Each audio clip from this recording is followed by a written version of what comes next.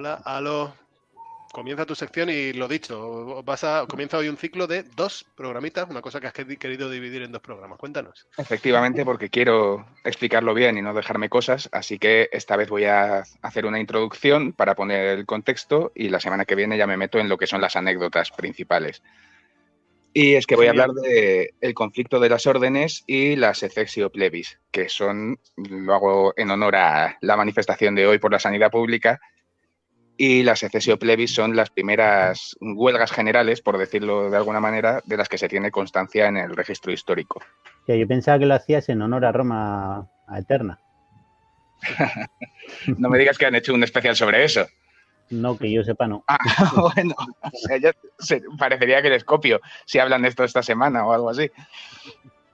Pues nada, efectivamente estamos hablando de la Roma clásica, la Roma antigua. Y aunque es probable que haya habido protestas similares en periodos anteriores, pero vamos, estos son los primeros que están registrados. Antes de nada, recuerdo cómo estaba estructurada la sociedad de la antigua Roma. Simplificándolo mucho, existían 3 clases sociales. Los patricios eran los aristócratas ricos y con poder político. Los plebeyos, que eran ciudadanos libres pero sin derecho a voto, o sea, no tenían ningún tipo de participación en la política. Y los esclavos, que eran, pues, esclavos. Estaban mejor tratados de lo que estuvieron en otras civilizaciones como la estadounidense en su día, pero seguían siendo esclavos, no tenían la libertad. Y la cuestión es, Roma tuvo 3 periodos, el periodo monárquico, que es el primero. En esa época esto fue inmutable, esta estructura social. Luego llegó el periodo republicano, en el que estas diferencias se fueron diluyendo periódicamente, y luego cuando llegó el periodo imperial ya el título de patricio era solamente un honor, era algo nominal, pero no te daba ventajas sobre el resto de ciudadanos. Podía haber gente que no fuese patricia, que era más poderosa que otros que sí que eran patricios. ¿Cómo consiguieron los plebeyos estos cambios? Pues como se consiguen siempre. O sea, nunca ha habido un precedente de un señor muy rico y poderoso que diga, soy tan altruista que voy a ceder el poder a los de abajo. No.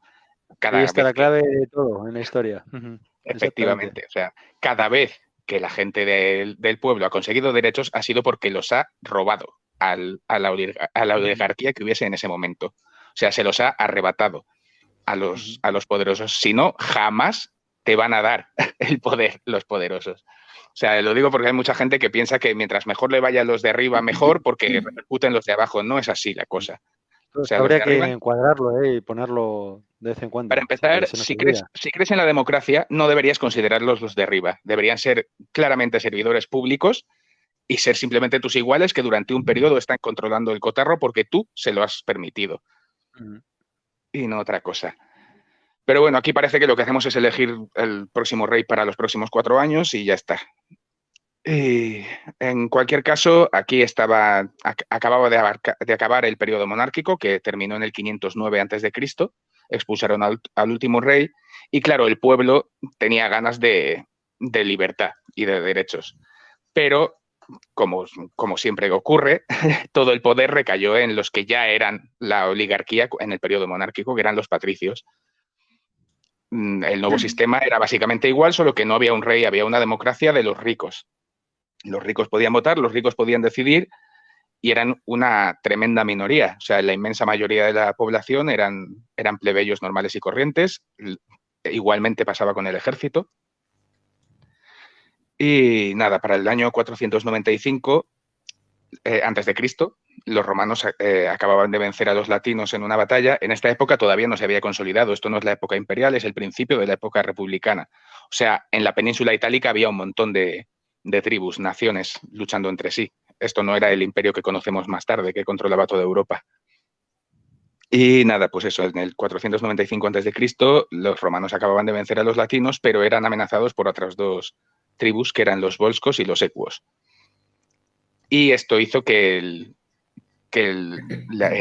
gobierno necesitase con urgencia aumentar las filas del ejército. Todo esto coincidía, por si fuera poco, con un descontento muy grande entre el pueblo, que estaba siendo ahogado a deudas por la clase dominante, porque esto es aparte del problema bélico, pero tenía montado el sistema de forma que legalmente, si tú no podías asumir las deudas, te convertías en esclavo de la persona a la cual adeudabas. Y esto estaba montado de forma... forma... bancario actual, básicamente.